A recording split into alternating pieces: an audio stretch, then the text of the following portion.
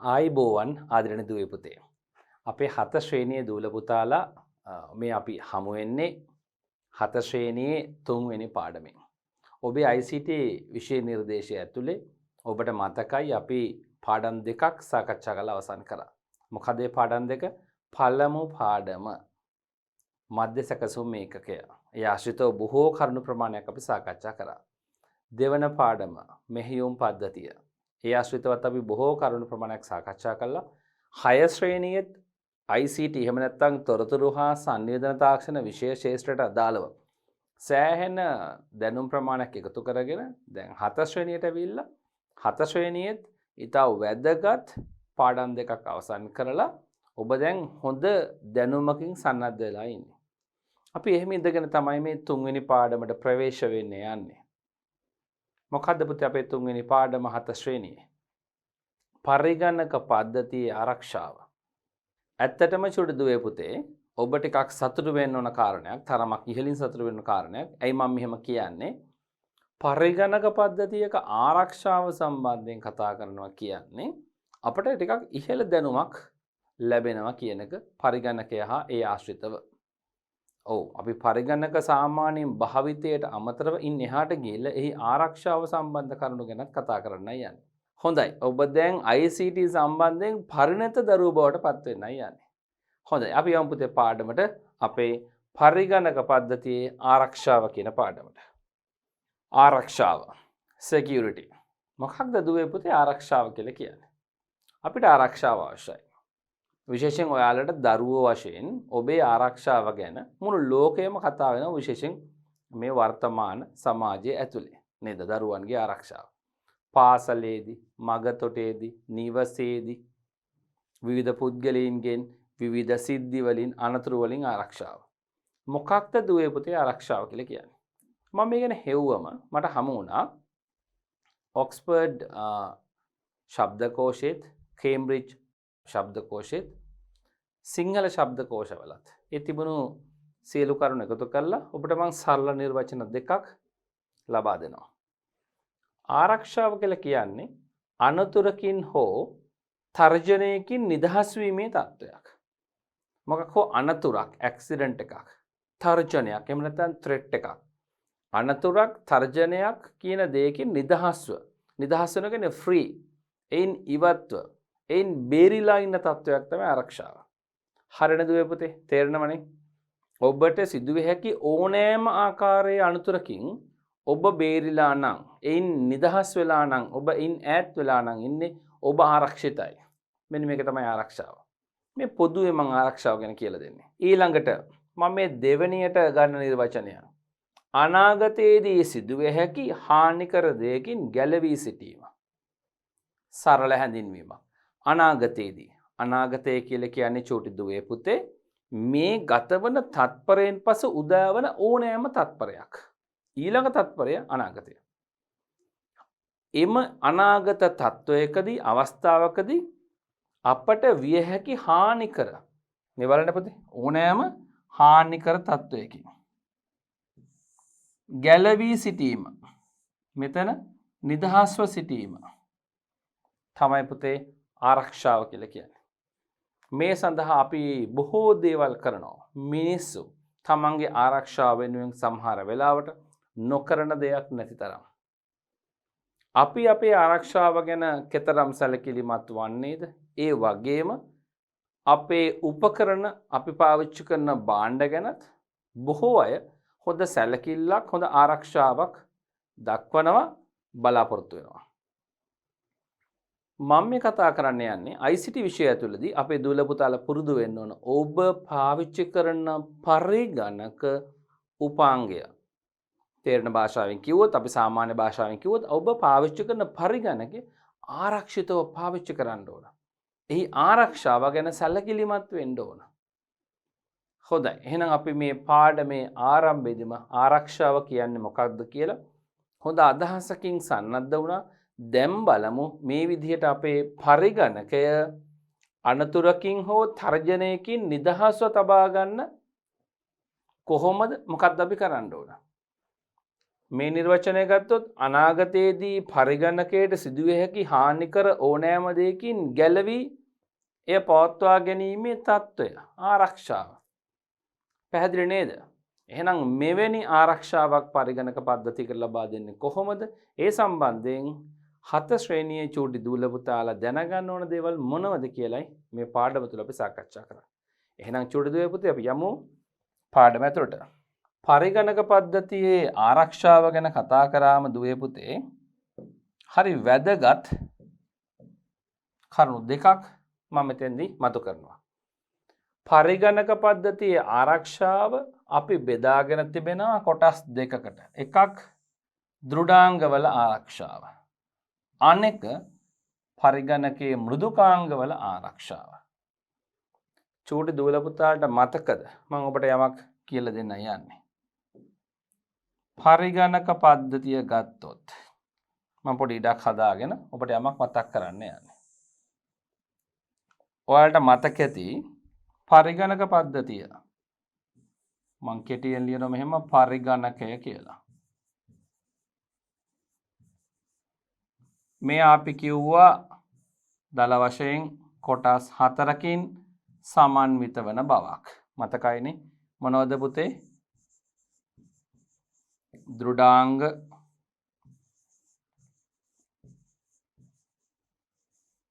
මෘදුකාංග, මෙන්න මෙහිම තව එකක් තියෙන පුතේ ස්ථිරාංග, ජීවාංග. අපි ICT විෂය කුමන ශ්‍රේණියකද ඉගෙන ගත්තා? අපි උපාධි මට්ටමේදී ඉගෙන ගත්තා දුවේ පුතේ.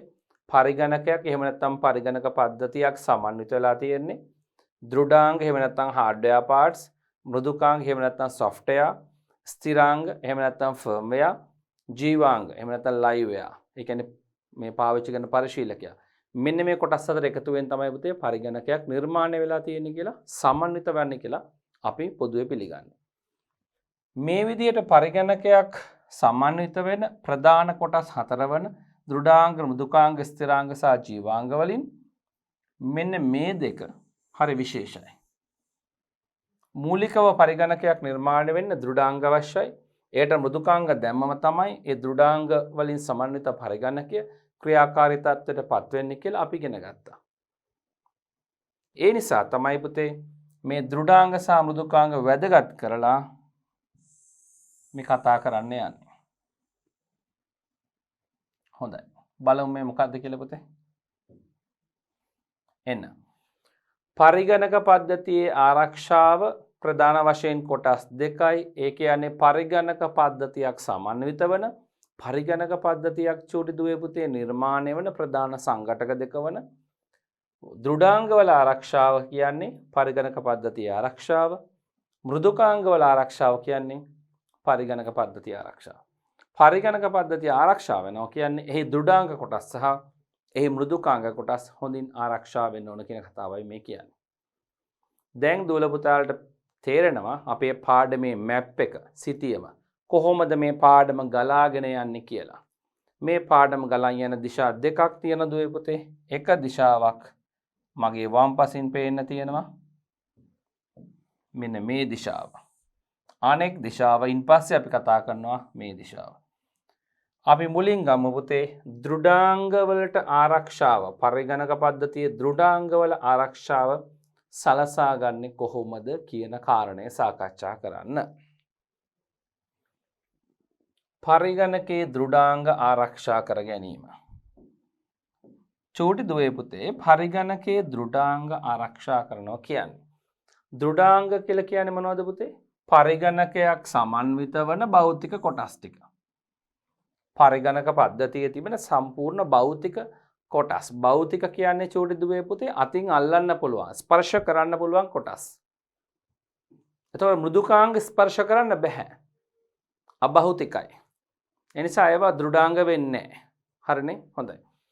එතකොට පරිගණක පද්ධතියක් බාහිරින් නිරීක්ෂණය කරාම අපට එහි දකින්න පුළුවන් සිස්ටම් යුනිට් එකක්, මොනිටර් එකක්, කීබෝඩ් එකක්, මවුස් එකක්, ස්පීකර්ස් මේ කොටස් දෙකක් තියෙනවා. තව print එකක් පරිගණක පද්ධතියට සම්බන්ධයි. මෙන්න මේ ඔක්කොම පුතේ පරිගණක පද්ධතියක දෘඩාංග කොටස්. අපි ඉංග්‍රීසියෙන් කියනවා මේවා tangible ස්පර්ශ කළ හැකි physical components කියලා. භෞතික කොටස් සංරචක. හරිනේ? එහෙනම් චූටි දුවේ පුතේ මෙන්න මේ භෞතික කොටස් ටික දැන් ඔබ දන්නවා මම මතක් කළා. මේව ගැන හොඳට ඉගෙනගෙන තියෙනවා. මේ විතරක් නෙවෙයි පුතේ. පරිගණක පද්ධතියක් සමන්විත වන තවත් භෞතික කොටස්. ඒ කියන්නේ තවත් දෘඩාංග තියෙනවා. කොහෙද ඒව තියෙන්නේ? මෙන්න මේ සිස්ටම් යුනිට් එක ඇතුලේ ඒව තියෙන්නේ. බලමු. මේ තියෙන පුතේ සිස්ටම් යුනිට් එක. මෙන්න මේ සිස්ටම් යුනිට් එක ඇතුලේ තමයි පුතේ මදර් බෝඩ් එක තියෙන්නේ. මේ බිත්තියට හෝ එහා පැත්තේ බිත්තියට සවි කරලා ඇන වලින් සවි කරලා තියෙන්නේ. මේ මදර් බෝඩ් එකක්. මෙයත් දෘඩාංග කොටසක්, මෙයත් භෞතික කොටසක්. මව්පුවරුව. මං එහි නම ලියනවා. ඔබට මතක් වෙන්න. මව්පුවරුව. හරි. ඊට පස්සේ මේ මව්පුවරුව මත මෙන්න මෙතන තිබෙන සොකට් එකට සවි වෙනවා මෙන්න මේ CPU එක. මං කෙටියෙන් ලියනවා CPU කියලා. Central Processing Unit එක. මෙයත් භෞතික කොටසක්. ඒ නිසා මෙයත් hardware component එකක්, දෘඩාංගයක්. ඊට අමතරව පුතේ පරිගණකයේ සිසිලණය කිරීම සඳහා fans තියෙනවා මේ system unit එකේ. මෙන්න මේ වගේ දැල් කොටසක් තිබොත් මෙන්න මෙතන සාමාන්‍ය මේ වගේ ෆෑන් එකක් සවි කරනවා. ඇතුළේ තිබෙන රස්නේ මාත එළියට දාන්න. ඊට අමතරව මව්පුවරුව මත මදර් බෝඩ් එකේ මෙන්න මේ CPU එකක් සවි කරාම CPU එක මත CPU එක සිසිලණය කිරීම සඳහා මධ්‍යසකසුම් ඒකකයේ සිසිලණය කිරීම සඳහා 7 ශ්‍රේණියේ පළවෙනි පාඩමේදී අපි ඉගෙන ගත්තා. මේ වගේ ෆෑන්ස් සවි වෙනවා. මේ ඔක්කොම දෘඩාංග කොටස්. ඊට පස්සේ පරිගණකය තුළට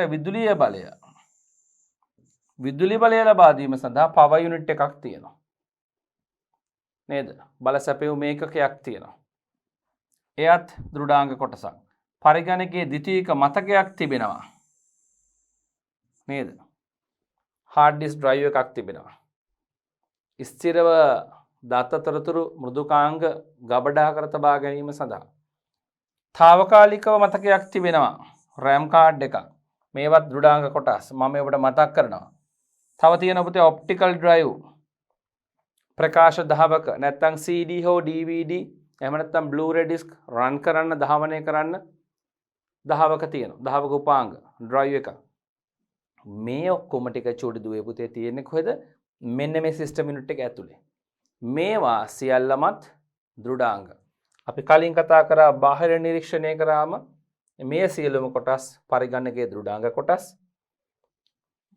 සිස්ටම් යුනිට් නැත්නම් පද්ධති ඒකකයේ තුල තිබෙන මෙම කොටස් සියල්ලක් භෞතික කොටස්. ඒ කියන්නේ දෘඩාංග කොටස්. ඔබ දන්නවා මේ ටික. මම මතක් කරා. මේවායේ ආරක්ෂාව ගැන තමයි චූටි දුවේ පුතේ අපිට කතා කරන්න තියෙන්නේ. ඉතින් චූටි දුවේ පුතේ මෙන්න මෙවැනි වූ දෘඩාංග කොටස් අපි භාවිත කරනකොට මේවායේ ආරක්ෂාවට තර්ජනාත්මක තත්වයන් ඇති වෙන්න පුළුවන්. අපි පරිගණක පරිශීලකයෝ විදිහට මෙවැනි තර්ජනාත්මක නැත්නම් මේවට අනතුරක් විය හැකි අවස්ථා මොනවද කියලා කල් වේලා ඇතිව දැනගෙන ඉන්න ඕන. ඒ සම්බන්ධයෙන් අපිට හොඳ අවබෝධයක් තියෙන්න ඕන. ඇයි එහෙම අවබෝධයක් තියෙන්න ඕන? අපිට ඒ වගේ හොඳ අවබෝධයක් තිබුණොත් දුවේ පුතේ අපිට පුළුවන් මෙම දෘඩාංග කොටස් ආරක්ෂා කරගන්න. මෙම දෘඩාංග කොටස් වලට එවැනි තර්ජනාත්මක සිද්ධීන් ඇතිවීම වළක්වන්න, හානි වීම වළක්ව ගන්න අපිට පුළුවන්. එයින් අපිට ගොඩක් වාසිය තියෙනවා මොනවද පුතේ? හිතන්න මෙන්න මේ ද්විතීයික ආචායන උපාංගය වන ප්‍රධාන ද්විතීයික ආචායන උපාංගය වන hard disk drive එක පිච්චුණා කියලා. ඔබ මෙහි ගබඩා කළ තිබෙන සියලුම දත්ත ටික, ඔබේ තොරතුරු වැදගත් තොරතුරු සියල්ල ඔබට අහිමි වෙනවා. පැහැදිලි නේද? ඊටාම කෙටියෙන් ඔබට මෙහි වාසිය මන් තේරුම් කරා. ඒ වගේම ඔබ වැඩ කර ඉන්නකොට ඒ වැඩේ අවුල් වෙනවා. පරිගණකයේ ක්‍රියා විරහිත වුණොත්, අක්‍රිය වුණොත් මොකක් හෝ උපාංගයකට හානි වෙලා ඔබ පාඩම් කටයුතු අධ්‍යයන කටයුතු මාර්ගගතව කරනවා නම් අන්න ඒ වෙලාවේ ඔබ හිතන්න ඒ වගේ දවස්වල ඒ වගේ දිනවල ඔබේ පරිගණකේ කැඩිලා හානි වෙලා අලුත් වැඩියා කරගන්න කාලයක් ගියොත් ඔබේ අධ්‍යයන කටයුතු වලට හානි නේද? ඔබ ඔබේ පියා හෝ මව දුර බැහැර ප්‍රදේශයක ඉන්නවා. ඔබේ ඥාතීන් වෙනත් රටක ඉන්නව වෙන්න පුළුවන්. ඔවුන් සමග ඔබ වීඩියෝ සංවාද පවත්වන්න පාවිච්චි කරනවා ඔබේ පරිගණකය. හදිසියෙම එය අක්‍රිය වුණොත්, හානි වුණොත් එය නැවත අලුත් වැඩියා කරගන්න තෙක් ඔවුන් සමග සම්බන්ධතා පවත්වා ගැනීම ගැටලුවක් වෙනව නේද? මේ වගේ පුතේ අපි දෘඩාංග කොටස් වලට හොඳ ආරක්ෂාවක් සපය ගන්න බැරි වුණොත් අපට ඒවට හානි සිද්ධ වෙන්න පුළුවන්. එතකොට අපේ දෛනික ජීවිතය ඇතුලේ අපට පරිගණකයෙන් ලබන්න තියෙන ප්‍රයෝජන ටික ලබා ගන්න බැරි වෙලා අපට ගොඩක් පාඩු සිද්ධ වෙනවා. ඒ නිසා අපි මේවට හොඳ ආරක්ෂාවක් සලසන්න ඕන. එහෙම ආරක්ෂාවක් සලසන්න නම් දුවේ පුතේ අපි මේවට හානි සිද්ධ වෙන්න පුළුවන් අවස්ථා කල් වේලා ඇතුව හඳුනාගෙන ඒවා වැළැක්වෙන ආකාරයට ක්‍රියා කරන්න ඕන. දැන් මම චූටි දූල පුතාලට පෙන්වලා දෙන්න යන්නේ මොනවද දුවේ පුතේ ඒ වගේ හානි සිද්ධ වෙන්න පුළුවන් අවස්ථා. ඔබේ පරිගණක පද්ධතිය දෘඩාංග කොටස් වලට හානි සිද්ධ වෙන්න පුළුවන් අවස්ථා. බලන්න උඩින් තියෙන නිල් පාට මාතෘකාව. පරිගණක දෘඩාංගවල ආරක්ෂාවට තර්ජන මතුවිය හැකි අවස්ථා. මොනවද කම්පියුටර් සිස්ටම් එකට ඇති වෙන්න පුළුවන් ත්‍රෙට්ස්? මොන ආකාරයේ ත්‍රෙට්ස් එන්න පුළුවන් කියලා මේ කතා කරන්න යන්නේ. ඒ යටතේ බලන්න වාක්‍යයක් තියෙනවා. පරිගණක දෘඩාංග වලට හානි සිදුවිය හැකි ප්‍රධාන ආකාර 6ක් මම මෙහි ලැයිස්තුගත කරලා තිබෙනවා. ඔබේ ICT කියවීම පොතේ මෙවැනි කරුණු ලැයිස්තුගත කරලා තියෙනවා. අමතර කරුණක් ලෙස මම නොසලකිලිමත් භාවිතය ගැන 6 වෙනි කරුණකුත් එකතු කරලා තියෙනවා. හොඳයි. මම ඔබට පොතේ තිබෙනවටත් වඩා සරලව සහ පැහැදිලි ලෙස මේ කරුණු 6 ලැයිස්තුගත කරලා තියෙනවා.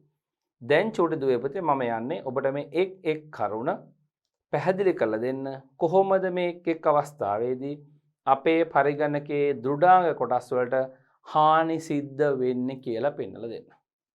එහෙම වුණොත් ඔබට පුළුවන් ඔබේ පරිගණකය ඒවායින් බේරගන්න මෙම දැනුම පාවිච්චි කරලා.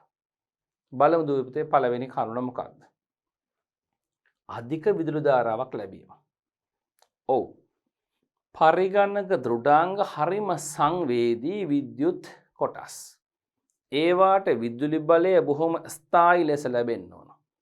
එහි විදුලි බලයේ අපි කියමු වෝල්ටේජ් එක, ඇම්පියර් එක අඩු වැඩි වෙන්න බෑ. වෝල්ටේජ් එක එකවරම වැඩි වුණොත් එය හානි කරයි. බොහෝ සෙයින් අඩු වුණත් එයත් හානි කරයි. බොහොම සංවේදී සියුම් පරිපතමය කොටස් වලින් සමන්විත වන ඔබේ පරිගණකයට ඔබ ලබා දෙන විදුලි බලය විදුලි බලය ලබා දීමට පාවිච්චි කරන උපකරණ ඉතා හොඳ උසස් තත්ත්වයේ සහ හානි වූ ඒවා නොවිය යුතුයි.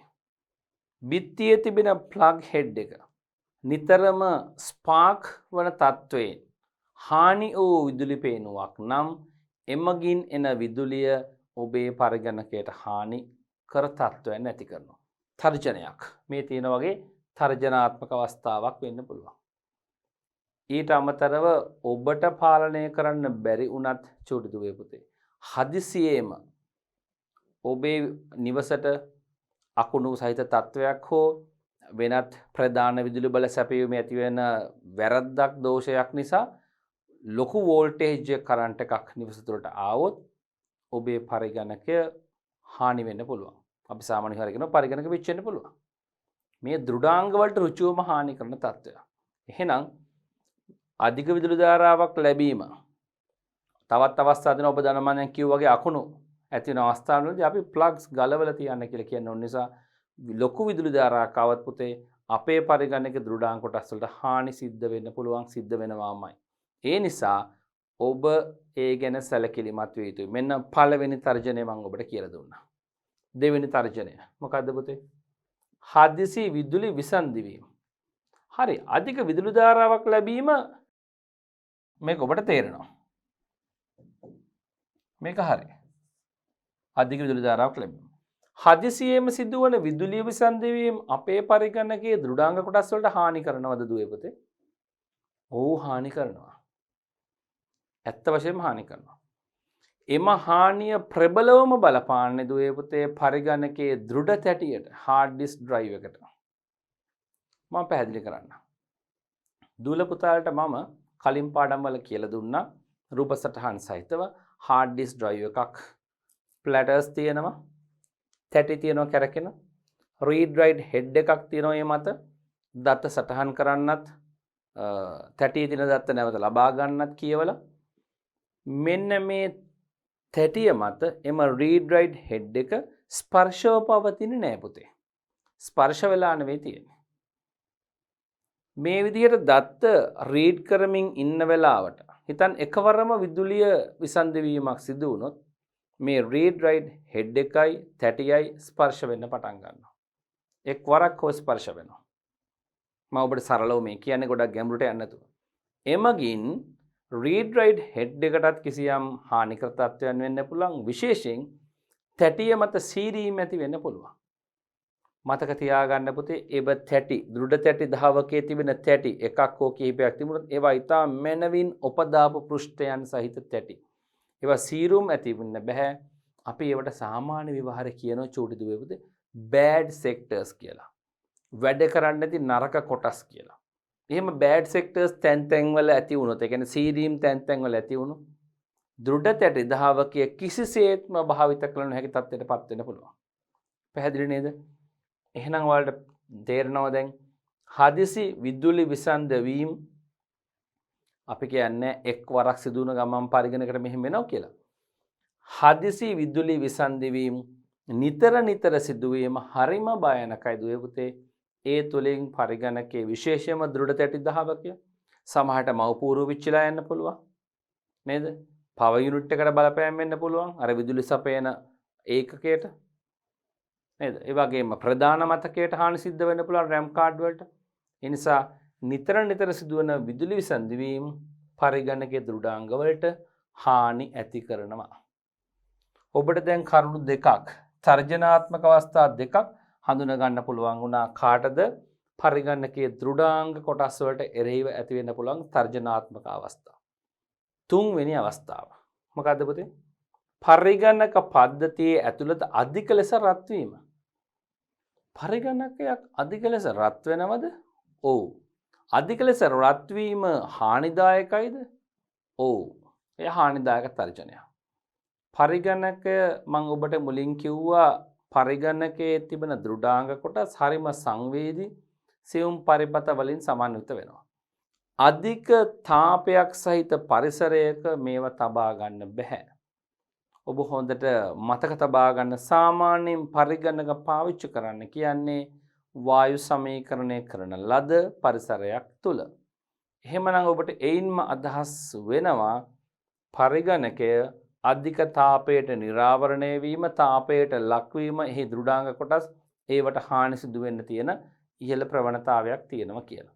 ඒ නිසා පරිගණක පද්ධතියේ අභ්‍යන්තරයේ අධික ලෙස රත් වුණාම එහි ප්‍රතිඵලයක් වශයෙන් පරිගණකයේ අභ්‍යන්තර කොටස් එකක් හෝ කිහිපයක් හානියට පත් වෙන්න පුළුවන්. එය තර්ජනයක්. හොඳයි. එහෙනම් දුවේ පුතේ අපි වෙන තර්ජන තුනක් කතා කරා. හතරවෙනි තර්ජනය.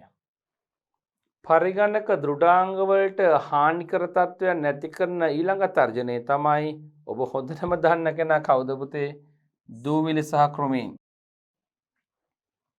පරිගණක දෘඩාංග මත දූවිලි ස්ථාපනය වුණොත්, දූවිලි රැඳුනොත්, තට්ටු වශයෙන් සමහරලාට තියෙන අපි දැකලා තියෙන සමහර පරිගණකවල ක්‍රොමීන් පුංචි ක්‍රොමීන් මේවට ආවොත් එයත් පරිගණකයේ දෘඩාංග කොටස් වලට හානි කරන්න පුළුවන්. ඔව් පරිගණකය කියන්නේ අර කලින් කිව්වා වගේ සංවේදී පරිපත වලින් සමන්විත ඉලෙක්ට්‍රොනික පරිපත වලින් සමන්විතයි. මේවා ඊටා පිරිසුදුව පැවතිය යුතුයි. දූවිලි කියන්නේ පුතේ විශාල සතුරෙක් පරිගණකේ. ඒ නිසා තමයි පිරිසුදු වායු සමීකරණය කරන ලද පරිසරයකම පරිගණක පාවිච්චි කරන්න කියලා කියන්නේ. දූවිලි වලින් රහිත වන්න අවශ්‍ය වෙන නිසා. හැබැයි දූවිලි තැන්පත් වුණොත් පරිගණකේ සියුම් පරිපත මත ඒවාට හානිකර තත්ත්වයන් ඇති කරනවා. ක්‍රියා කරන පුංචි සිදුරු වල දූවිලි ඇති වෙලා ඒනුත් පරිගණකයේ එම සියුම් කොටස් හානි සිදු වෙන්න පුළුවන්. කෘමි උදුරු. ඔව් සමහර කෘමීන් ඉන්නවා පරිගණක තුලට ආවොත් ඒවයි බිත්තර දානවා නේද? ඒවයි වාසස්ථාන නිර්මාණය කරගන්න මෙන්න මේවා මගින් විශේෂයෙන් මදර් බෝඩ් එක මත මේවා ඇති කරොත් එහෙම ඔන් කරන මොහොතේ මදර් බෝඩ් එක පිච්චිලා යන්න පුළුවන්. ඇත්තටම කිව්වොත් කෘමියක් පරිගණකයේ පරිපතයක් මත ඇවිදින ලාවක මැෂින් එක ඔන් වුණොත් ඔන් කළොත් අපි නොදැනුවත්ව අපිට පේන්නේ නැහැ සිස්ටම් යුනිට් එක ඇතුලේ කෘමීන් ඉන්නවා. පරිගණකයේ මව්පූර්ව නැමැති පරිපතය ස්පාර්ක් වෙලා පිච්චෙන්න පුළුවන්. දුරට තැටියක් තියෙනවා පරිපතයක් පුංචි. ඒකත් ස්පාර්ක් වෙලා පිච්චෙන්න පුළුවන්. ඒ නිසා කෘමීන් කියන්නේ දූවිලි කියන්නේ පරිගණකයට ප්‍රබල තර්ජනයක්. පරිගණකයේ දෘඩාංග කොටස් වලට ප්‍රබල තර්ජනයක් මේවා. හොඳයි දුවේ පුතේ. අපි යනවා පස්වෙනි කොටස පරිගණක පද්ධතියකට ඊළඟට ඇති වෙන්න පුළුවන් බරපතලම තර්ජනය තමයි දුවේ පුතේ සොර සතුරු උපදුරුව. ඔව් සොර සතුරු උපදුරුව ගැන කතා කරන්න ගියොත් නම් චූටි දූල පුතාට හොඳටම තේරෙනවා. මොකද්ද පුතේ? මුළු පරිගණකයම හොරකම් කරා යන්නත් පුළුවන්. අපිට පරිගණකයක් නැති වෙනවා. හොරෙන්ම එහි කොටස් ගලවගෙන යන්නත් පුළුවන්. RAM එක, VG එක නේද? අපි සමහරට අපේ තියෙන ප්‍රොසෙසර් එක ගලවන්න යන්නත් පුළුවන්. නේද? කීබෝඩ් මවුස් අරන් යන්න පුළුවන් හොරෙන්. හරි. මෙන්න මේ වගේ හානිකර තත්ත්වයන් තර්ජනයන් තියෙනවා පරිගණකයට. සොර සතුරු උවදුරු වලනුත් පරිගණක ආරක්ෂා කරන්න අපි සූදානම් වෙන්න ඕන. අපි ඒ සඳහා අවධානයෙන් ඉන්න ඕන. අපි පස්සේ කතා කරලා බලමු මේ සඳහා අපිට මොනවද කරන්න පුළුවන් සහ කළ යුතු දේවල්. දැනට මම ඔබට මේ හඳුන්වා දෙනවා මේ තර්ජනාත්මක අවස්ථාවන් 6. සොර සතුරු උවදුරු ගැන ඔබට හොඳට තේරෙනවනේ. අපි යමු පුතේ අවසාන 6 වෙනි කරුණ නොසැලකිලිමත් භාවිතය. මොකද්ද චූටි දුවේ පුතේ නොසැලකිලිමත් භාවිතය කියන්නේ? කොහොමද නොසැලකිලිමත් භාවිතය පරිගණකයේ දෘඩාංගවල ආරක්ෂාවට තර්ජනයක් වෙන්නේ?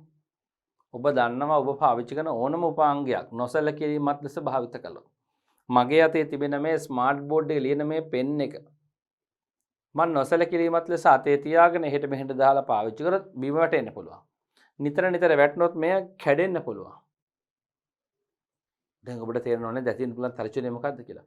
ඔබේ පරිගණකයත් මේසයක් මත නොසැලකිලිමත් ඔබේ උකුල හෝ යම් තැනක නොසැලකිලිමත් තැබුවොත් වේගයෙන් තැබුවොත් ඇතිවන ඝට්ටණයෙන් එයට හානි වෙන්න පුළුවන් පරිපතවලට. හරි නේද? උපාංගවලට. මේසේ අයින තියලා තියෙනවා අතක් වැදිලා ලැප්ටොප් එකක් හෝ ඩෙස්ක්ටොප් පරිගණකය හෝ ඒ මොනිටර් එක හෝ කීබෝඩ් මවුස් වැටලා කැඩෙන්න පුළුවන්. කුඩු වෙන්න පුළුවන්. තේරුණා නේද? මෙන්න මේව තමයි නොසැලකිලිමත් භාවිතය. තව නොසැලකිලිමත් භාවිතයක් තියෙනවා වැදගත්ම කාරණයක්. වැදගත් කියන්නේ හරිම වැරදි වැඩක්. මොකද පුතේ? අපි පරිගණකේ පාවිච්චි කරන ලාවට ආහාර වර්ග ගන්නවා, බිස්කට් වගේ දේවල් කනවා. දියර වර්ග පානය කරනවා මේ වැහැලන කීබෝඩ් එකට. අන්න ලොකු ගැටලුවක් පුතේ. ඒවා පිච්චෙනවා. ඒ මොහොතේම දියර වර්ග වලින් ඒවා ස්පාර්ක් වෙන්න පුළුවන්. එහි පුංචි පරිපත පුංචි විදුලි ධාරාවන් ගමන් කරනවා. ඒවා ස්පාර්ක් වෙලා එම්ම පුංචි විද්‍යුත් පරිපත පිච්චිලා එම උපකරණ අක්‍රිය වෙන්න පුළුවන්. උපකරණ කොටස් අක්‍රිය වෙන්න පුළුවන්. ඒ නිසා ඉතා සැලකිලිමත් දේ තමයි මම නම් කියන්නේ සැලකිල්ලෙන් කෑම බීම ගන්න කියලා නෙමෙයි.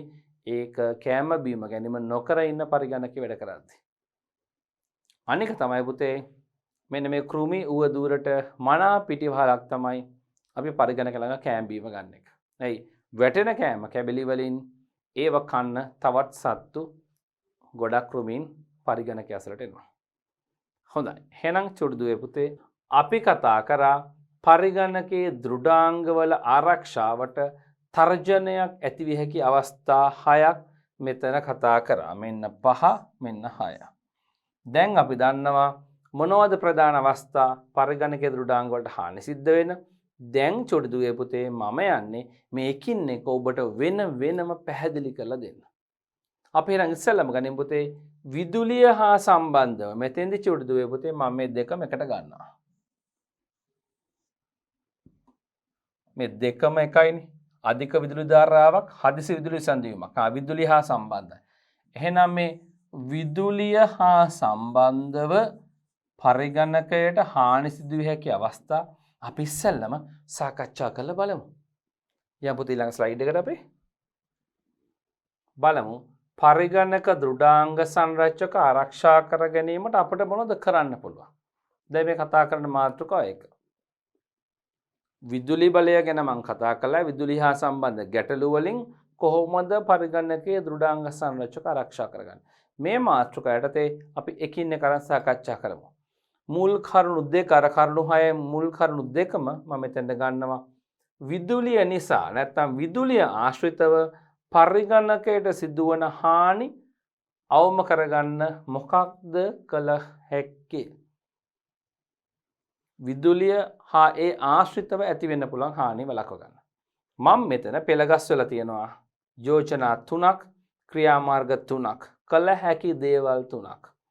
එක මොකද්ද පුතේ? අනවරත ජව සැපයුම් භාවිතය. ඔබ බලන්න මොකද්ද මේ අනවරත ජව සැපයුම? මතක ඇති මොකද්ද පුතේ? මේකට කියනවා පුතේ UPS කියලා. බොහෝ විට මේ වචන නම් සාමාන්‍ය විහාර තුලක් පාවිච්චි කරන නිසා ඔබ අහලා ඇති. අනවරත ජව සැපයුම කියලාත් කියනවා, අඛණ්ඩ බල සැපයුම කියලාත් කියනවා. හරිද? uninterruptible power supply. හරිනේ? ඕකේ. ඊට අමතරව විලායකයක් භාවිත කරන්න පුළුවන්. විලායකයක් කියන්නේ ෆියුස් එකක්. ඔව් ෆියුස් එකක් පාවිච්චි කරන්න පුළුවන්. අපි ඉස්සරහටම කතා කරමු ඉස්සරහට. 4 සර්ජන ආරක්ෂක භාවිතය. ඔව් සර්ජන ආරක්ෂකයක් කොහොමද අපි පාවිච්චි කරලා අපේ පරිගණකයේ දෘඩාංග ආරක්ෂා කරගන්නේ?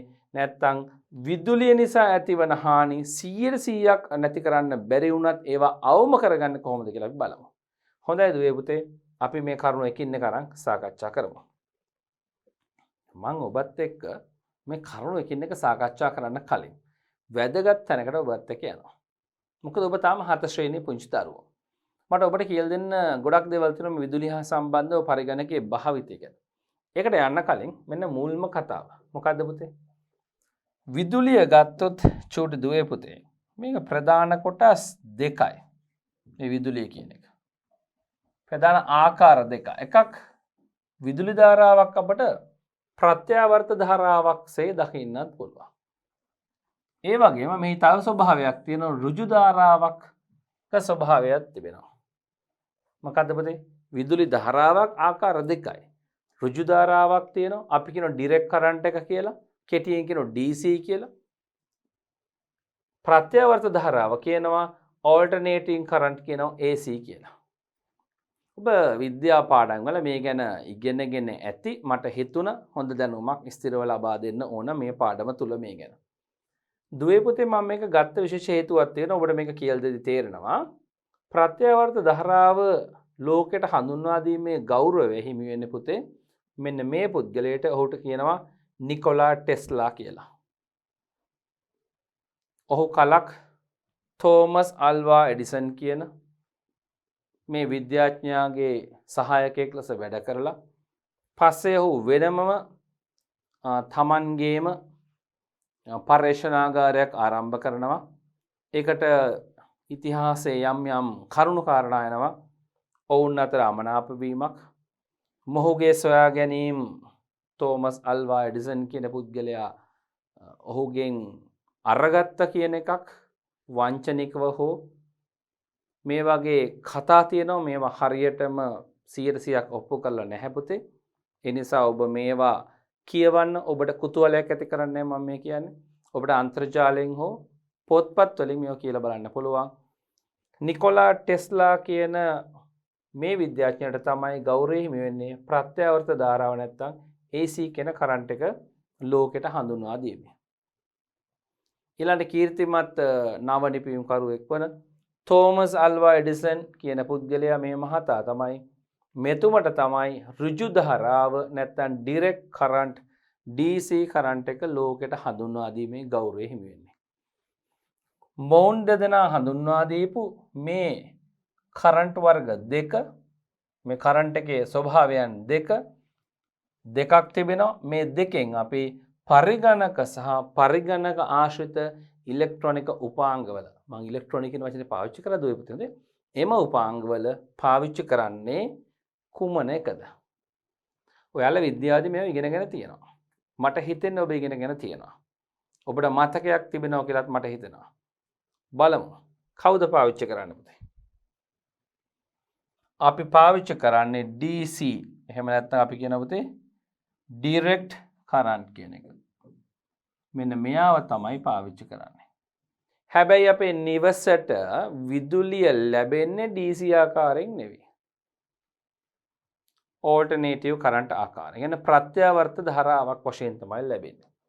මේ ප්‍රත්‍යාවර්ත ධාරාවෙන් ලැබෙන මේ විදුලි ධාරාව මේ ආකාරයෙන්ම සියුම් පරිපත වලින් සමන්විත පරිගණකයට ලබා දෙන්න බෑ. පරිගණකය ස්මාර්ට් ජංගම දුරකථන ටැබ් එකක් වෙනත් අපිට හිතන්න බලන් තියෙනවා සියුම් පරිපත වලින් සමන්විත උපකරණ මේ කිසිම එකකට මේ AC කරන්ට් එක ඒ විදිහටම දෙන්න බෑ දුවේ පුතේ. ඒ නිසා එහි අඩු කරනවා. එහි බලය අඩු කරලා ඔබට තේරෙනවා මම කියන්නේ එහි බලය අඩු කරලා DC බවට කන්වර්ෂන් එකක් පරිවර්තනයක් සිදු කරලා DC කරන්ට් එක තමයි පුතේ පරිගණකය තුලට පාවිච්චිට ගන්නෙ. මම කියන්නේ පරිගණකයේ සිස්ටම් යුනිට් එකට. හරිද?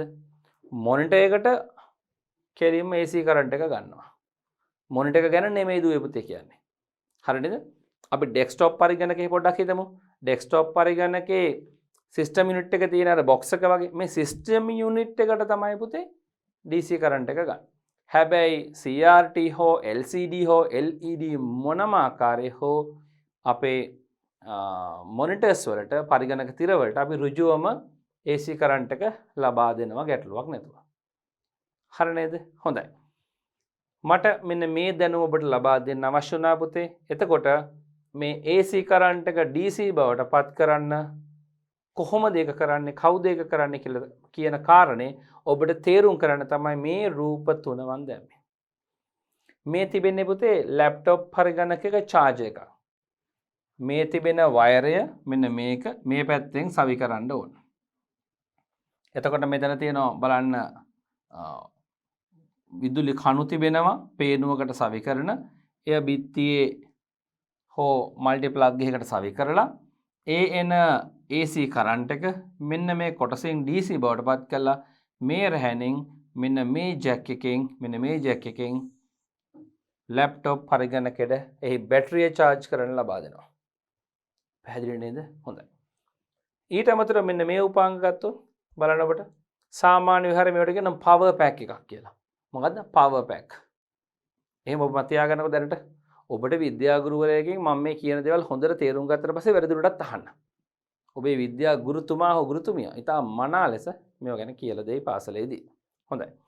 එතකොට මෙන්න මේ power pack එකෙන් කරන්නේ බලන්න පුතේ සමාන ලක්ෂණයක් නේ. ලොකු පෙට්ටියක් වගේ එකක් තියෙනවා රැහැනේ අතරමැදි. මෙහිත් එහෙමයිනේ. ටිකක් විශාල පෙට්ටියක් වගේ එකක් තියෙනවා. මෙම රූපේ බලන්න පුතේ මේ ෆෝන් charge එකක් බලන්න. මෙහිත් එහෙමයිනේ. ලොකු පෙට්ටියක් වගේ තියෙනවා. එහෙනම් මේ AC කරන්ට් එක අදාළ උපාංගයට ගැලපෙන DC බවට පරිවර්තනය කිරීම කරන්නේ මෙන්න මේ උපාංග වලින්. මේ රැහැන් සහිත උපාංග මේ විදිහට හදලා තියෙන්නේ මෙන්න මේ කාර්ය කන්වර්ෂන් එක කරන්න ඕන නිසා. දැන් අදින් පස්සේ චෝටි දුවෙකුට පුතෙකුට කොහේ හරි තැනක මේ වගේ බොක්ස් එකක් රවුම් පිම්බුණු කොටසක් තිබෙන යම් රැහැනක් දැක්කොත් ඔබට හිතා ගන්න පුළුවන් එහි කද පුතේ AC කරන්ට් එක DC කරනවා කියලා. ඊට අමතරව මෙන්න මේ තියෙන මෙන්න මෙහි පුංචි විස්තරයක් තියෙනවා. මෙන්න මේ මතු පිට විස්තරයක් තියෙනවා. මෙන්න මේ තැන්වලත් මේ AC DC බවට පරිවර්තනය කරන වෝල්ටේජ් වෙනස සටහන් කරලා තියෙනවා. හොඳයි දුවේ පුතේ මං එහෙනම් ඔබට පරිගණකයේ දෘඩාංග වලට තර්ජනය ඇති වෙකි අවස්ථා මොනවද කියලා අඳුනගෙන ඉන් පළමු අවස්ථාව වන විදුලි බලයෙන් ඇති වෙන්න පුළුවන් තර්ජනාත්මක තත්වයන් ගැන කතා කරන්න ගිහිල්ලා විදුලි බලය ගැන පොඩි හැඳින්වීමක් කරා. හොඳයි. දැන් අපිට ඉස්සරහට යන්න තියෙන්නේ. අපි හිතේ දෙන මතක් කරගමු පුතේ ආපස්සට ගිහලා පොඩ්ඩක්. බලන්න. අපි කොහෙද ඉන්නේ? විදුලිය නිසා පරිගණකයට සිදුවන හානි අවම කරගන්න ආකාර තමයි සාකච්ඡා කරන්නේ මෙන්න මේ කරුණු තුන. මේ කරුණු තුන සාකච්ඡා කරන්න කලින් තමයි දුවේ පුතේ මම ඔබට විදුලිය ගැන පොඩි හැඳින්වීමක් කරේ. හරි. අපි දැන් යමු අනවරත ජව සැපයුම් භාවිතයෙන් කොහොමද පරිගණකයේ දෘඩාංග වලට ඇතිවන තර්ජනාත්මක තත්වයන් වලින් එය ආරක්ෂා කරගන්නේ කියලා. අනවරත ජව සැපයුම් භාවිතය uninterruptible power supply කියලා කියනවා. UPS uninterruptible power supply. හොඳයි දුවේ පුතේ. UPS එකක් භාවිත කළාම එහෙම නැත්නම් චොටි දුවේ පුතේ අනවරත ජව සැපයුම් ඒකකයක් භාවිත කළාම කොහොමද පරිගණකයට නැත්නම් පරිගණකයේ දෘඩාංග කොටස් වලට විදුලි බලයෙන් ඇති වෙන්න පුළුවන් තර්ජනාත්මක තත්ත්වයන් නැති වෙන්නේ? මම පැහැදිලි කරන්න. ඉස්සෙල්ලා මේ පාවිච්චි කරන විදිය මේ උපාංගය මම ඔබට හඳුනලා දෙන්න ඕන. මට ඒකට පොඩි ඉඩක් ඕන දුවේ පුතේ.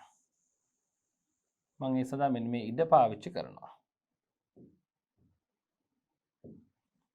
හිතන්න මේ තිබෙන්නේ බිත්තියේ තිබෙන විදුලි පේනුව කියලා. මේක හිතා ගන්න පුළුවන් ඔබට. මෙන්න මේ ප්‍රමාණය. මේකට ප්ලග් කරලා රැහැන අරගෙන එනවා පරිගණකය මෙන්න තිබෙනවා.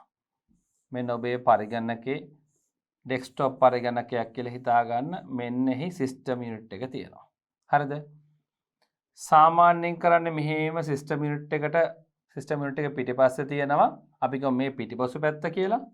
මෙන්න මෙහි තියෙනවා පවර් යුනිට් එක විදුලි බලය සපයන ඒකකය පිටිපස්සෙන් සවි කරලා මෙන්න මෙතන තිබෙනවා පිටතින් එන විදුලි බලය ලබා දෙන සහ පිටතට යන කෙවිනි දෙකක්.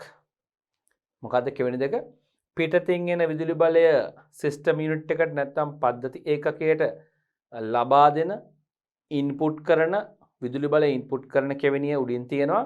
යටින් තියෙනවා හිතන්න මේකෙන් එන විදුලිය මොනිටරයට ලබා දෙනවා කියලා. එහෙම තියෙන්නත් පුළුවන් නැති වෙන්නත් පුළුවන්. හරි. සාමාන්‍යයෙන් කරන්නේ පුතේ මෙම රැහැන ඍජුවම බිත්තියේ නැත්නම් මල්ටිප්ලග් එකේ තියෙන විදුලි පේනුවෙන් විදුලිය අරගෙන ඍජුවම එකට සම්බන්ධ කරනවා. අපි UPS එක පාවිච්චි කරන්නේ මේ අතරට. හිතන්න මෙන්න UPS එක. මේ විදිහට UPS එකක් තියෙනවා. හිතන්න මෙන්න මේ ස්විච් එකක් මේ ස්විච් දෙකක් විතර තියෙනවා සාමාන්‍යයෙන්. හරි. ඉන්නම උඩ පේන්න දෙන්න. හරි. සාමාන්‍යයෙන් කරන්නේ දුවේ පුතේ මේ බිත්තියේ තිබෙන විදුලි පේනුවෙන් විදුලිය අරගෙන ඇවිල්ලා සම්බන්ධ කරන්නේ මෙන්න මේ UPS එකට. මෙතන තියෙන්නේ මං කිව්වේ සිස්ටම් යුනිට් එක. ඊට පස්සේ මෙහි තිබෙන තවත් කෙවෙනියකින් රැහැනක් සම්බන්ධ කරලා ඒක සම්බන්ධ කරනවා මෙතෙන්ට. පරිගණකයට ඍජුව විදුලිය ලබා දෙන්නේ නැතුව UPS එක හරහා විදුලිය ලබා දෙනවා. දැන් බලමු මොකක්ද තිබෙන ආරක්ෂාව. ආරක්ෂාව තමයි චුට්ට දුවේ පුතේ පිටතින් එන විදුලිය හදිසියෙම විසන්ධි වුණා කියන්නේ. මම ඔබට කලින් කිව්වා. එහෙම විසන්ධි වුණොත් දෘඩ තැටිය මව්පූර්ව හානි වෙන්න පුළුවන්. නිතර මේක සිද්ධ වුණොත් අනිවාර්යයෙන්ම දෘඩ තැටියට නම් බලපානවා. තව RAM එකට බලපානවා. RAM එක පිච්චෙන්නත් පුළුවන්. එතකොට UPS ගේ රාජකාරිය තමයි මේක ඇතුලේ තියෙනවා පුතේ බැටරිස් තියෙනවා. මෙන්න මේ බැටරිස් මේ විදිහට රැහැන් සම්බන්ධ කරලා තියෙනකොට විදුලි බලය සම්බන්ධ කරලා තියෙන වෙලාවේ මේ බැටරි සියල්ලම පුතේ ආරෝපණය වෙනවා. හරිද? මේක හරි බරයි පුතේ. මේ UPS එක හරි බරයි. හේතුව බැටරි නිසා. ඒ බැටරි කිහිපය ආරෝපණය වෙලා විදුලිය ගබඩා කරලා තියාගන්නවා. හදිසියෙම පිටතින් එන විදුලි බලය අත්හිට වුණොත් විසන්ධි වුණොත් මෙයා තමන් ගාව ගබඩා කරන් ඉන්න විදුලියෙන් UPS එක විදුලිය සපයනවා පරිගණකේ පද්ධති ඒකකයට නැත්තම් පරිගණකයට සපයනවා. හරිද? එසේ සැපීම තුලින් පරිගණකයට අඛණ්ඩව වැඩ කරන්න පුළුවන් ෂණික විදුලිය විසන්ධි වීමක් සිද්ධ වෙන්නේ නැහැ. මෙහෙන් විදුලිය විසන්ධි වෙනකොටම ඒ තත්පරයෙන්ම ඒ මොහොතේම ඔහුගේ ගබඩා වෙලා තියෙන UPS ගේ ගබඩා වෙලා තියෙන විදුලිය පරිගණකයට ලබා දෙන නිසා හදිසියෙම පරිගණකය අක්‍රිය වීම සිද්ධ වෙන්නේ නැහැ. දෘඩාංග කොටස් ආරක්ෂා වෙනවා. දැන් ඔබට තේරුණාද පුතේ මේන් ලැබෙන ආරක්ෂාව? UPS එක අඛණ්ඩ බල සැපයීමක් කරනවා. අතරමැද විදුලි බලය විසන්ධි වීම වළක්වනවා.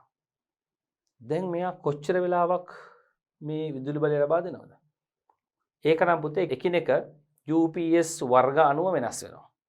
සාමාන්‍යයෙන් විනාඩි 20ක් 30 ඉඳලා පැය කිහිපයක් දක්වා ලබා දෙන්න පුළුවන් මහා විශාල කාලයක් ලබා දෙන්නේ නැහැ. හරිද? විශාල ප්‍රමාණයේ UPS තියෙන සාමාන්‍යයෙන් පැය 1ක් 2ක් 3ක් ලබා දෙනවා. සාමාන්‍යයෙන් අපට හම්බෙන්නේ විනාඩි 20ක් 30ක් විනාඩි 40ක් 45ක් වගේ කාලයක්. මොකටද මේ? පරිගණකයේ ෂට් ඩවුන් කරන තෙක්. පරිගණකයේ ෂට් ඩවුන් කරන ඉච්චරලාවක් යන දුවේ පුතේ? නැහැ. පරිගණකයේ ෂට් ඩවුන් කරන ඉච්චරලාවක් කියන්නේ නැහැ. හැබැයි පරිගණකයේ තිබෙනවා අපි වැඩ කර ඉන්න ඩොකියුමන්ට්ස්. මොකක් හෝ වැඩ කර හිටපු දෙයක් තියෙනවා. ඒක අන්සේව්ඩ් නැත්තම් සේව් කරලා නැහැ, සුරකී කරලා නැහැ. එහෙනම් මොකද කරන්න තියෙන්නේ? ගොනුවේ තියෙන අර සුරකී කරපු නැති, සේව් කරපු නැති ටික නැති වෙලා යන්න පුළුවන්. අපිට අහිමි වෙන්න පුළුවන්. අන්න ඒ නිසා ඒ සෑම ඩොකියුමන්ට් එකක්ම සේව් කරලා ඒව ඔක්කොම ක්ලෝස් කරලා පරිගණකයේ සම්මත ආකාරයෙන් ෂට් ඩවුන් කරනකම් මෙහි විදුලි බලය සැපීමක් කරනවා. ඒ නිසා තමයි මෙයට අඛණ්ඩ බල සැපීම නැත්නම් අනවරත ජව සැපීම කියලා කියන්නේ.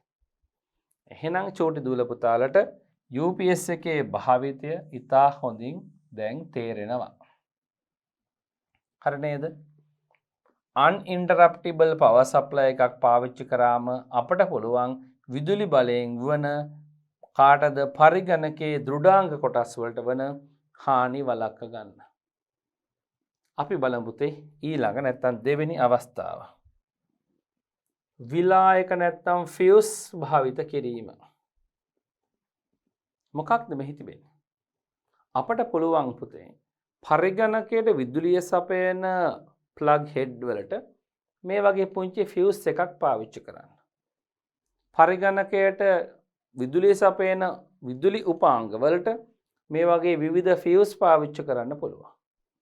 මෙයින් කුමක්ද සිදු වෙන්නේ? අධික විදුලි ධාරාවක් ආවොත්, හයි වෝල්ටේජ් ආවොත් මේ ෆියුස් එක හරහා තමයි සාමාන්‍යයෙන් කරන්ට් එක එන්නේ. හයි වෝල්ටේජ් එකක් ආවොත් මෙහි තිබෙන පුංචි මේ කොටස පිච්චිලා යනවා. ඒ කියන්නේ ෆියුස් එක පිච්චෙනවා. හයි වෝල්ටේජ් එකක් ආව ගමන් ෆියුස් එක පිච්චෙනවා. පිච්චුන ගමන් වෙන්නේ මොකද්ද පුතේ? ඒ හරහා විදුලිය ගමන් කරන්නේ නැහැ. ඒ කියන්නේ අර විශාල විදුලි ධාරාව පරිගණකයේ දෙසට පරිගණකයට හෝ එහි දෘඩාංග කිසිම කොටසකට ඇතුළු වෙන්නේ නැහැ. හරි නේද? එහෙනම් මේ ෆියුස් එක මගින් පුළුවන් පුතේ මේ විලායකයේ භාවිතයෙන් පුළුවන් මේ ටිකක් මිල අඩු උපකරණයක් පුතේ විශාල මිලක් වෙන්නේ නැහැ. මේක හදන්නෙම හයි වෝල්ටේජ් එකක් ආවොත් පිච්චෙන විදිහට. පැහැදිලි නේද? එතකොට එමගින් පරිගණකයේ දෘඩාංග කොටස් වලට විදුලියෙන් ඇතිවන හානි වළක්ව ගන්න පුළුවන්. දැන් චූටි දුලු පුතාලට උපකරණ දෙකක් UPS එකයි විලායකයේ නැත්නම් ෆියුස් එකයි අඳුර ගන්න පුළුවන් වුණා. විදුලි බලය ආශ්‍රිතව ඇතිවන තර්ජනාත්මක තත්ත්වයන් වළක්ව ගන්න. තව එක්කෙනෙක් මෙතන පේන්න ඉන්නවා. මේ කවුද පුතේ? මෙයාට තියෙනවා MCB කියලා.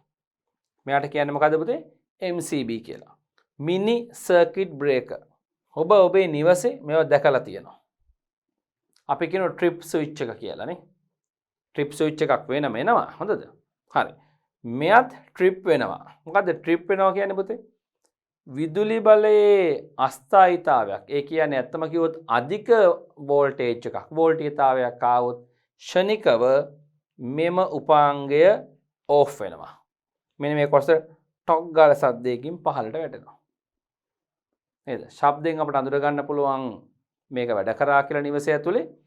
මේ ඕෆ් වීමෙන් එතනින් එහාට විදුලිය ගමන් කරන්න දෙන්නේ නැහැ. මේ ෆියුස් වගේ පිච්චෙන්න නෙවෙයි මෙහිදි වෙන්නේ විදුලි ධාරාව ගමන් කරන පරිපථය විසන්ධි කිරීම. ස්විච් එක ඕෆ් කරන එක. හරි නේද? ඔන් එකේ තමයි හැමතිස්සෙම මේ තියෙන්නේ. මේක ඉහළට අවිලා තියෙන්නේ. මුලින් පාවිච්චි කරපු ෆියුස් පිච්චුනාම ආයෙ ෆියුස් එකක් දාන්න වෙනවා. පිච්චෙන සරයක් වාසා දාන්න ඕන. බොහොම නිතරම පිච්චෙන්නේ නැහැනේ මේවා. මේට එහා ගිය තාක්ෂණය තමයි පුතේ මේ මිනි සර්කිට් බ්‍රේකර් කියලා කියන්නේ. බ්‍රේකර්ස් පාවිච්චි කරලා අපට පුළුවන් මෙම උපකරණ මගිනුත් අපට පුළුවන් පරිගණකයේ දෙසට හයි වෝල්ටේජ් එකක් ගිහිල්ලා අධි විදුලි ධාරාවක් ගිහිල්ලා පරිගණකයට හානිය වළක්ව ගන්න. ඒ කියන්නේ පරිගණකයේ දෘඩාංග විදුලි බලයෙන් සිදුවන හානි තර්ජන වලින් ආරක්ෂා කරන්න පුළුවන්. හොඳයි. ඔබට හොඳට තේරුණා නේ? එහෙනම් චුටි දුවේ පුතේ අපි කතා කරා අවස්ථා දෙකක් විදුලි බලය හා සම්බන්ධ ඇතිවෙන තර්ජනාත්මක තත්ත්වයන්. මෙන්න ඊළඟ අවස්ථාව සර්ජන ආරක්ෂක භාවිත නැත්නම් සර්ජ් ප්‍රොටෙක්ෂන් එකක් භාවිත කරන්න කියලා කියනවා. හොඳයි දුවේ පුතේ. සර්ජන ආරක්ෂකයකින් නැත්නම් මේ සර්ජ් ප්‍රොටෙක්ෂන් එකකින් කොහොමද ආරක්ෂා ලැබෙන්නේ? මෙන්න මෙහෙම හිතන්නකෝ. සර්ජ් ප්‍රොටෙක්ෂන් එකකින් වෙන්නේ පුතේ විදුලි ධාරාව අඩු වැඩි වීම අස්ථායී තත්ත්වයක් නැති වුණොත් මෙයා මේක ස්ථායී කරලා ලබා දෙනවා. එහෙම කෙටියෙන් මත තියාගන්නකෝ. මෙයා අර MCB එකෙන් කරන කාර්යයත් කරනවා අඩු වැඩි වීම දෙකම සම්බන්ධයෙන් මෙයා ස්ථායී නැත්නම් ස්ථිර විදුලි ධාරාවක් උපාංග වෙත නැත්නම් මෙයාගෙන් එහාට යැවෙන බවට මෙයා වග බලා ගන්නවා. පරිගණකයේ වෝල්ටීයතාවයේ උච්චාවචනයන් පාලනය කරනවා. හයි වෝල්ටේජ් කන්ට්‍රෝල් කරනවා. සර්ජ් ප්‍රොටෙක්ෂන් එක ටිකක් මිල වැඩි උපාංගයක් හරිම හොඳයි පරිගණක දෘඩාංග කොටස් ආරක්ෂා කරන්න මෙයාට පුළුවන්. මෙයා හරිම වැදගත් වෙනවා පුතේ මේ සර්ජ් ප්‍රොටෙක්ෂන් එකක් සර්ජන උපාංග තියෙන්නෙම මෙන්න මේ විදුලි බල සැපයුම් වල තියෙන උස් පහත් වීම අස්ථායීතාවයන් පාලනය කරන්න. හොඳයි චූටි දුවේ පුතේ. එහෙනම් අපි 7 වන අපේ grade 7 පන්තියේ 7 පන්තියේ දරුවෝ ටික අපේ ICT විෂයේ 3 වෙනි පාඩම අද අපි මේ ආරම්භ කළේ. 3 වෙනි පාඩමේ පළමු පාඩම කොටස අවසන් කරන්නයි මම සූදානම් වෙන්නේ. මොකක්ද අපේ පාඩම පුතේ? පරිගණකයේ ආරක්ෂාව සම්බන්ධයෙන් තමයි මේ පාඩම සකස් වෙලා තියෙන්නේ. එහෙනම් 3 වෙනි පාඩම පරිගණකයේ ආරක්ෂාව අපි මුලින්ම කතා කරන්න ගත්ත පුතේ පරිගණකයේ දෘඩාංග කොටස් වල ආරක්ෂාව කොහොමද සලසගන්නේ? අපි පසු අවස්ථාව කතා කරනවා පරිගණකයේ මෘදුකාංග කොටස් වල ආරක්ෂා සලසගන්න කොහොමද කියලා. මේ යටතේ අපි පරිගණකයේ දෘඩාංග වලට තර්ජනාත්මක තත්ත්වයන් ඇති වෙන්න පුළුවන්. එහි ආරක්ෂාවට හානිකර තත්ත්වයන් ඇති වෙන්න පුළුවන් අවස්ථාවන් 6ක් කතා කරා. එම අවස්ථාවන්ගෙන් පළවෙනි අවස්ථාව උදාහරණ සහිතව අපි සාකච්ඡා කරා දුවේ පුතේ. මොකක්ද එයට එරෙහිව ගන්න පුළුවන් හොඳ පියවරයන් පරිගණකයේ දෘඩාංග කොටස් ආරක්ෂා කරගන්න. හොඳයි. එහෙනම් අපි ඊළඟ පාඩම් කොටසෙන් හමු වෙමු.